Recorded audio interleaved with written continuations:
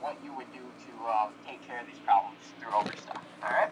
So obviously, if a buyer cancels after you place the order, there's not a whole lot you can do. You used to be able to call overstock and have them actually turn the package around, but evidently we abused that too much and they stopped. So you do have to let it ship, and you do have to let the buyer, get it and get it back to you. Now, the issue with that is if you do it the normal way, where you say, I'm sorry, and just return it when you get it, well, then either you're going to get hit with return shipping, or you're going to have to charge the buyer. And the buyer doesn't necessarily like being charged shipping when you ship an item after they said to cancel it. All right?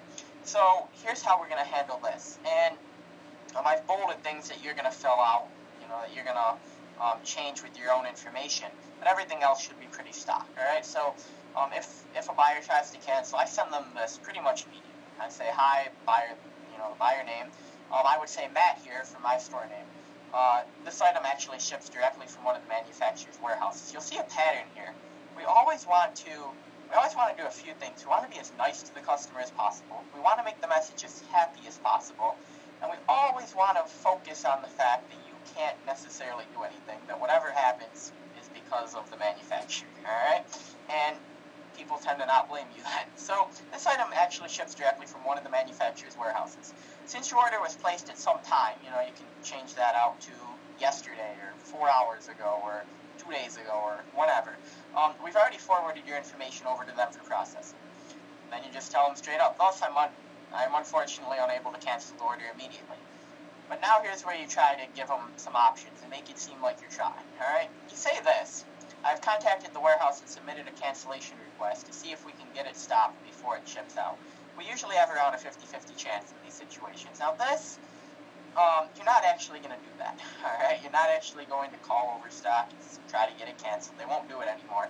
But you want to give the buyer, for lack of a better term, the illusion that you are, all right?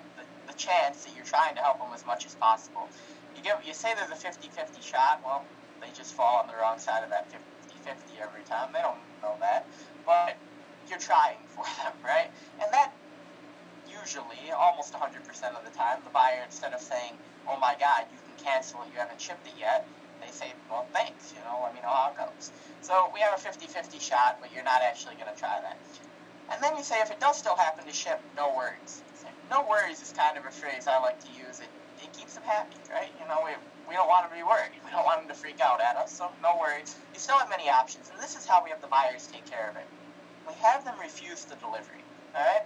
So we give them 3 choices. If they're around when UPS delivers it, they can just refuse the delivery. Tell the guy they don't want it. If you know you won't be available when UPS delivers it, put a large note on the door saying you're refusing the delivery of the package and include the tracking number. All right, and that's a good way that if they're not there, well, when the guy walks up to the porch, drop it off, they see the note, and they just don't leave the package. More often than not, they will see this and not leave the package. 3. If UPS does still drop it off, you can contact them within 5 business days and request it be returned to sender free of charge. Most people don't know this, but if UPS does leave it on your porch, you just call them up and say, hey, I meant to refuse this, I want it returned to sender. You call them at this number, and UPS will actually come back to your house and pick it up. So you don't even need them to take it to UPS at that point. Here's their number. Please keep in mind that the package has to be unopened for this to work. So just like the refused delivery, it has to be unopened for the return to sender. All right? Then I say this: these methods are all free for you, and a full refund would be processed as soon as the product arrives back in our possession. Overstock isn't going to take any return shipping from you guys off the refund if the package is refused, so you can give the buyer a full refund, and then they're happy, right? But then you have to give them this warning. Lastly, please note that if the item is delivered and you don't contact UPS within the 5 business days to set up the return to sender, then you'll need to go through the standard returns process. Return requests can be opened from that page on Amazon, and you will be provided with a prepaid return label. Here, at least they're warned, in this case and this case only, you would then be responsible for the return shipping costs, all right? So if they don't follow the steps and get it for free, then they pay return shipping. Please watch for a follow-up message over the next couple of days letting you know the result of our cancellation attempt. I never really, for this script only, I never really send a follow-up message. Amazon will send a message when the item ships, so that's good enough. Then if you have any questions, feel free to message me through Amazon or give me a call at your phone number. You don't have to put your phone number if you want. It's optional. It's just something they can do. You will get a call every once in a while, but I just put it there for an option for them. And again, something like feel free is a good phrase. And then I ended excited, right? Thanks for choosing my store name, and then your name. All right, and that's a script you guys can use for cancellations. Now, here's some notes. When you set it up for a refusal like that, you have to watch the original tracking number. All right, it'll show when the package is refused and when it's returned to sender in the notes. All right. Now, obviously there won't be an actual return tracking, so you're going to watch the original tracking number. This is important. Overstock will almost never refund a refused package on their own. All right, you'll have to call or do the live chat with them and ask them to have it closed out. You'll also need to wait at least 6 business days before or after the item gets back. 6 business days after the item gets back to have it closed out, because otherwise they'll see that it's been under 5 business days and they'll say, well, they'll probably process it in 5 business days. They won't, but you have to wait at least 6 business days for them to for sure close it out. And then, like we said, there's no return shipping charge from OS on refused packages. All right, so that's how you handle a cancellation. Not a big deal. Of course, you're going to lose your initial profit on the item, and we'll talk about the fees Amazon keeps later on. But you really won't have any buyers freak out when you're using the script because, hey, you're trying to cancel it, then you're giving them 3 options to get it back to you for free, and then finally you're giving them another option if all those fall through for whatever reason. All right, so that's script number 1, and that's how we're going to handle cancellations. So another thing that can happen on Overstock is items arrive missing parts, and it doesn't happen. None of this stuff happens a ton, but when you add up all the percentages, I mean, once you're doing a ton of volume, it does happen. All right, so missing parts are pretty easy. You don't need to have the buyer return it, and you don't need to have them contact the manufacturer or anything like that. All you're going to do is call Overstock and ask to do a parts request for the missing or damaged parts. All right, you always want to call Overstock first in this situation, because 95% of the time they'll be able to do it, and they'll open the request, and you'll hear back from them with a tracking number that the parts have shipped within 2 to 5 business days. All right. Now, on the rare occasion that they say, this item we can't do a parts request for, then you'll have to do a full return and replacement. Okay. Now, we'll talk about that in a minute here, but never let Overstock, one option they'll give you if they can't do a parts request, they'll say, well, the chairs were missing some screws. We can't ship out the screws. We can send out a whole new set of chairs, have the buyer take out the screws, and then send the chairs back. Which sounds pretty silly, and it is pretty silly, but Overstock will try to do that. You never want to let them do that. Why?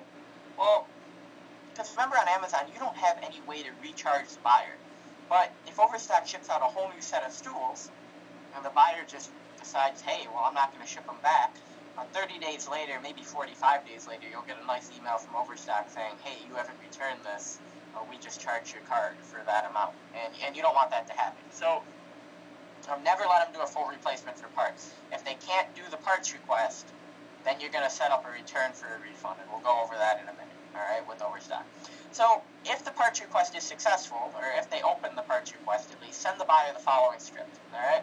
And you're going to do this after you've contacted Overstock.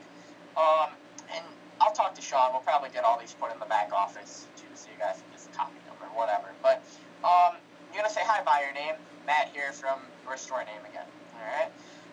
I'm extremely sorry. Anytime something goes wrong, you always want to be extremely sorry. Okay, just a good way to start out. You feel real bad for the buyer and can't believe it happened, right? So I'm extremely sorry to hear that your item arrived missing parts.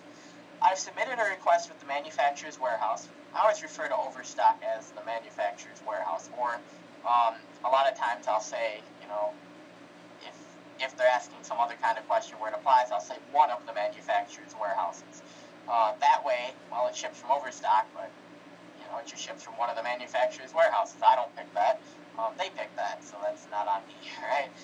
And you'll never really get complaints if it coming from Overstock, but it's just there to be there. So anyways, I've submitted a request with the manufacturer's warehouse to get, in this case, it was missing bolts sent out to you. It can take a couple of business days to hear back from them. That way the buyer isn't expecting a message in an hour or whatever. but they usually get the parts shipped pretty quickly from there. As soon as I get notified by them that the replacements have shipped, I will send you a follow-up message with the new tracking information. This is a follow-up message you guys want to send. You always want them to know that it's shipped and that they have the tracking. All right. Here's another thing I like to finish off problems with, to end on a not necessarily a happy note, but another I'm sorry note. I again apologize for this happening and truly appreciate your patience while we work to correct it for you. So now we appreciate them and we're working for them and they should be happy, right? Again, if you have any questions, feel free to message me through Amazon or give me a call at your phone number. Thanks for choosing your store name and then that. All right, so not too hard again. You're just going to submit a parts request. And what you'll get is an email from Overstock probably 2 or 3 business days later, saying that they got those parts shipped out and with the tracking number. All right? Not too bad there. The next thing that can happen is a return for replacement. So this is basically a defective item. If the item arrives, scratched up, or doesn't turn on, or whatever, if it's defective, or if too many parts are screwed up, if it's some kind of desk and 90% of it is beat up or something. And this would be where we don't consider it damaged in transit. This would be where we consider it a manufacturer defect. If an item is defective, you'll want to do a return for replacement. Now, keep in mind that in this case, the buyer probably won't want to wait for the item to get back to Overstock when they return it. It takes Overstock another up to 5 business days to process the return, and then another 2 business days to ship out the item, and then another who knows how long for it to get there. So the buyer isn't going to want to wait through that entire process to get their replacement. So what you're going to do is you're going to set up the return for a refund on Overstock. Okay, you're going to set it up for a refund. And then you're going to place a new order for the replacement as soon as you see the item back in transit. All right, why do we do that? Well, now the buyer could drop it off at UPS today or tomorrow. The tracking will update. You can get a new order in, and then that item's going to ship tomorrow, and they're going to get it pretty quickly. As long as the item's back in transit, you're going to get refunded on it. So this just gets the buyer their item quicker. All right. Obviously, you're not going to place a new order until you see that they've shipped back the other one. A lot of times, they won't actually ship it back. You just don't do anything then. Just like with the refusing, a lot of times they never refuse the package. And oh well, they kept it. You keep the profit. All right. But in this case, here's the script you're going to use. Hi, buyer name, your name from your store name again. Again, you're extremely sorry. I'm extremely sorry to hear that your item arrived defective.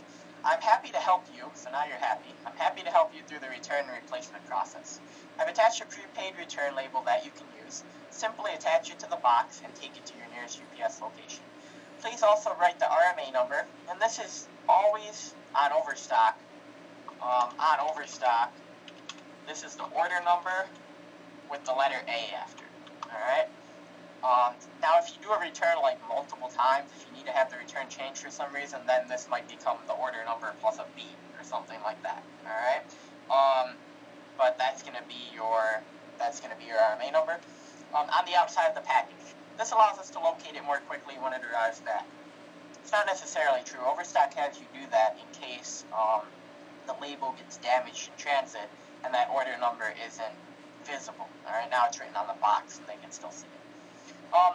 Luckily, another nice word, right? Oh, they're lucky this time. Luckily for replacements, we don't have to wait for the item to get all the way back to the warehouse. Instead, as soon as you drop the package off at UPS and the tracking updates to show movement, the replacement will be released. From there, once it ships, I will send you a follow-up message with the new tracking information. Just like before, you want to make sure you send that. And the same thing as before, I again apologize for this happening and truly appreciate your patience while we work to correct it for you. If you have any questions, feel free to message me through Amazon or give me a call at your phone number. Thanks for choosing your store name and that. Alright? And again, you'll have to keep an eye on that tracking number. Alright? You'll have to keep an eye on the return tracking number pretty closely to see when they drop it off at UPS. Alright? The next thing that can happen is a damage in transit. So if UPS breaks, damages the box and beats up the item, what do we do? If an item arrives damaged, you always want to contact Overstock first before you reply to the buyer. Right? Why? Because there's 2 possible outcomes. They may have the buyer return the item. they'll do that a lot of times if it's, not too beat up. Supposedly they have like some retail outlets that they sell the damaged ones to or whatever. So if it's not too beat up, they might have you return it. Or sometimes they require the box to be damaged. So if the box isn't damaged, then they might have you return the item as well. Okay, so if that's what they decide to do, and for damaged in transits, it's a lot easier to call Overstock, all right? Because they'll make up their mind right away on the phone. Whereas if you email them, they'll want to get back to you in 24 hours, think about it, and it's just a lot easier to call their support, all right? So if they want you to return the item, set it up for a refund. You're almost always going to set these up for refunds. You're going to set it up for a refund, and if the buyer wants a refund, you can pretty much refund them immediately. If they want a replacement, then you're going to just send out a replacement, all right? If they need to return it, you're going to use the replacement thing that we looked at above, all right? More than likely, though, they'll do what's called a claim with UPS. So they'll file a claim with UPS and ask the buyer to hold on to the item for 10 business days. You'll be offered an immediate replacement or a refund. And again, depending on what the buyer wants. In this case, it's actually okay to choose the replacement because it's immediate, okay? So if they want a replacement, you do an immediate replacement. And Overstock will file the claim with UPS, and UPS will have up to 10 business days to come and inspect the item if they want. Now, 99% of the time, UPS never shows up and inspects the item. I think they maybe have a couple times for me, but they really don't. So if the carrier doesn't come to inspect it within the 10 business days, the buyer is then free to keep, donate, or dispose of the damaged item as they see fit. So if the claim route is taken, here's your script, and you guys can kind of read through it, but hi, buyer name, same thing as before, you're extremely sorry. We start here, we actually don't need you to return anything. Alright, instead I've went ahead and initiated a claim with UPS. We ask that you hold on to both the damaged packaging and the chairs, in this case it was chairs, for the next 10 business days, as UPS may come by and inspect them. If that time passes without them showing up, you are then free to keep, dispose of, or donate the damaged item as you see fit. In the meantime, I have arranged for a full replacement to go out. It should ship in the next day or two and arrive in a similar time frame as the original set. As soon as it ships, I will send you a follow-up message with the new tracking information, and then all the same stuff we had before. Alright? And that's actually pretty easy. You don't really have to watch anything. You just need to tell them when the replacement shipped. And that's pretty much it. The only other thing that can happen, and I just ran out of time to put a script for it in there, is if something is lost in transit. Alright? If the buyer says, hey, the tracking shows delivered, but I haven't received it, in that case, what you're going to do is you're going to call Overstock, tell them you haven't received it, and they're going to open up what's called a trace with UPS. And supposedly where UPS will spend up to 4 days looking for the item and trying to figure out what they did with it, and if they find it, they'll bring it to the buyer. Now, they never find it. They found one out of my 14,000 orders. They found one lost in transit. So what you're going to do for a lost in transit, you're going to open it for a refund. You're going to open the trace for a refund. You're going to send the buyer a new order with a replacement, for a replacement. Or if they want a refund, just refund them. And then Overstock will actually send you an email roughly 4 days later asking if you received it. You'll say, nope, I haven't received it, and then they'll process your refund. Alright? On the very off chance that they actually do receive it, you'll just have them return one of the two. Alright? So we always want to make sure that, knowing that Overstock's going to refund us and it's all going to be okay, we want to make sure the buyer gets their stuff as quickly as possible. Now, the last step is handling normal returns, and these are probably the most annoying because buyers should keep their stuff, but here's what you're going to do. You're always going to charge return shipping unless the item is damaged or defective. Why? Well, because Overstock charges you return shipping, and you might as well. Okay? It's rare that a buyer freaks out about it, and if they do, I'll show you how to deal with it. One thing to keep in mind is that Amazon will keep their 15% fee on the amount you don't refund. So say it's a $100 item, buyer paid $100 on Amazon, and you tell the buyer that you're going to keep $15 for return shipping. Well, Amazon's going to keep 15% of that $15, and you're only going to get refunded, I should have picked easier numbers, right? You're only going to get refunded $12.75.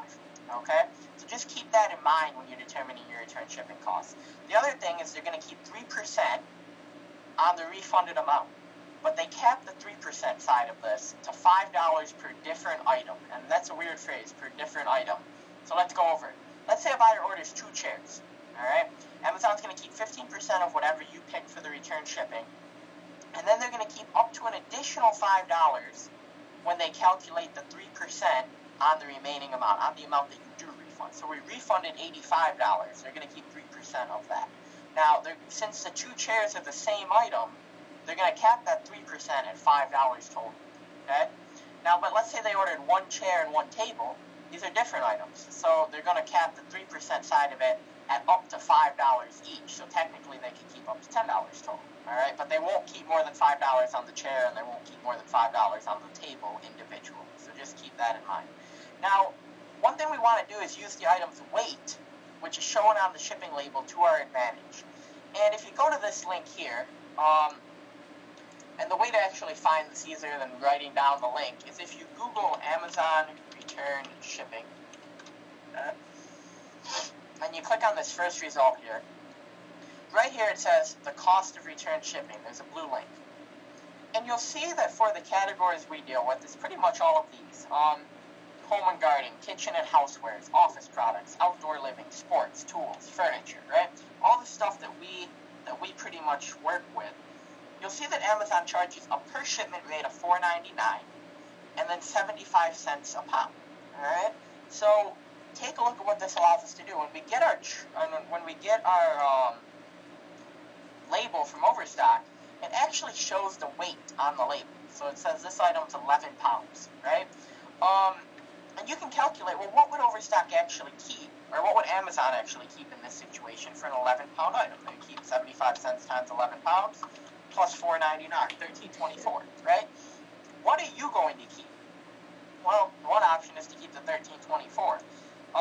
What I like to do is I like to keep an amount that will make my overall profit $0. Now, what does that mean? Well, let's say that I made $20 on the original purchase, $20 profit, right? I like to keep an amount that will basically wipe that out, but not cost me any more. Alright, so it's as if the sale never existed. And that does require you to mark up Overstock shipping label costs quite a bit, but you know, it's just the way I've always done it since they started charging. Now, what you can do to figure out that amount is it's the OS label charge over 0.85 plus the Amazon cost minus the OS label charge times 0.03. Alright, and of course this 3% thing is capped at $5. So if it's more than $5, just add 5. Now why do we do this way? They're going to keep the label charge, actually this is Amazon cost minus the OS label charge over 0.85, again, times 0.03. Why do we divide everything by 0.85? That accounts for the 15% that Amazon keeps on the amount that you keep, alright? So it's a little bit messy, but not too bad. If Overstock says they're going to charge $15 for the label and your Amazon cost is $100, or your Amazon, what you sold it for was $100, just fill in the numbers. And this will equal a $0 net profit on the sale, alright? So, AKA you lose your original profit, but nothing more, okay? And that's kind of how that works. Now, that should be pretty good. And when we do our return, we're going to use this script. So we're going to say, hi, buyer name, your name here from your store name. I'm sorry to hear that this product didn't meet your needs. Again, we're sorry. And now you're happy. I'll be happy to help you with the return process, right? I've attached your prepaid return label that you can use. Simply attach it to the box and take it to your nearest UPS location. Please also write the RMA number on the outside of the package. This will help us locate it quickly once it arrives back. Here's something new. Once the item reaches our warehouse, a refund will be processed within 1 to 5 business days. I never actually processed the refund until I get the email from Overstock saying that they processed it. All right, so that takes up to 1 to 5 business days. So let me put that in here. It can take up to 5 business days. Please note that it usually takes a few additional days for the credit to show up on your card.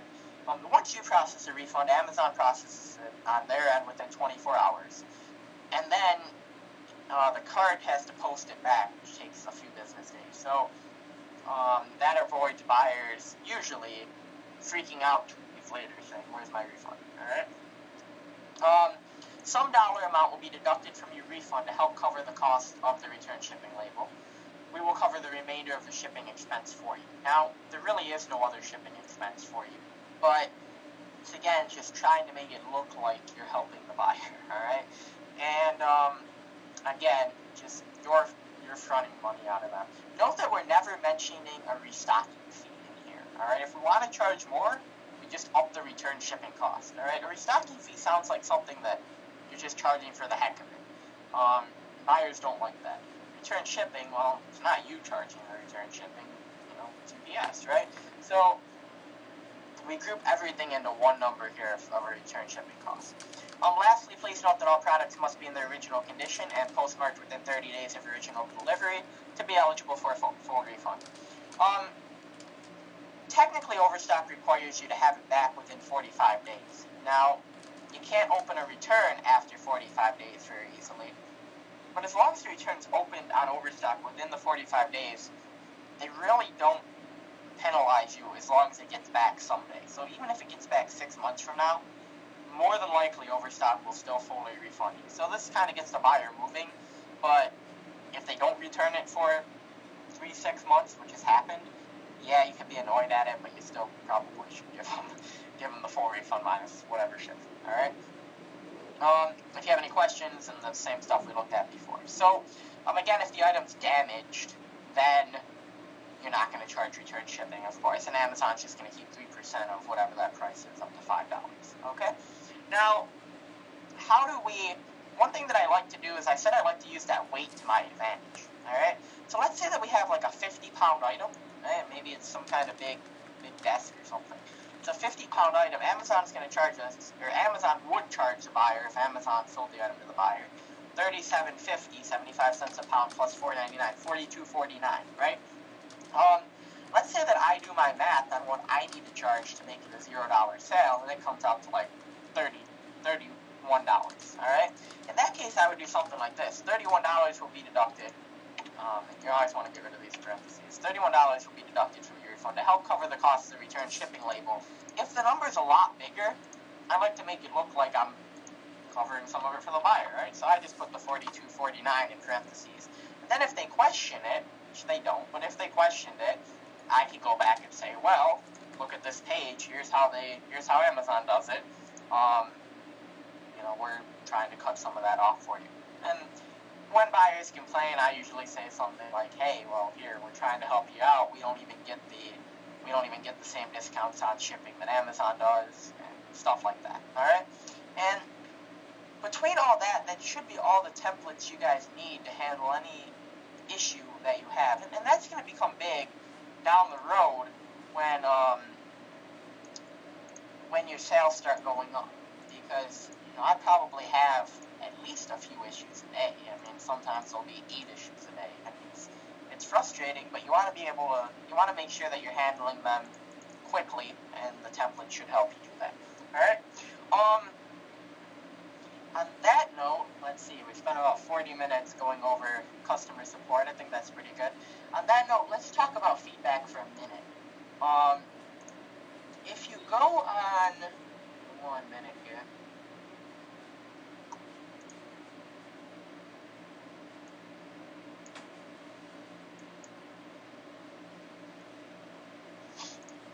Okay. So if you go to your